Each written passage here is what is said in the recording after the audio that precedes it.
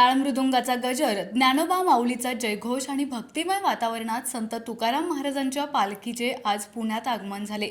हजारो वारकऱ्यांनी आणि पुणेकरांनी अलोट गर्दी करत या सोहळ्याचं स्वागत केलं। यावेळी वारकऱ्यांच्या चेहऱ्यावरचा आनंद आणि उत्साह पाहण्यासारखा होता। पालखी पुण्यात दाखल होताच जगद्गुरू संतश्रेष्ठ श्री तुकाराम महाराजांच्या पालखीवर हेलिकॉप्टरमधून पुष्पवृष्टी करण्यात आली।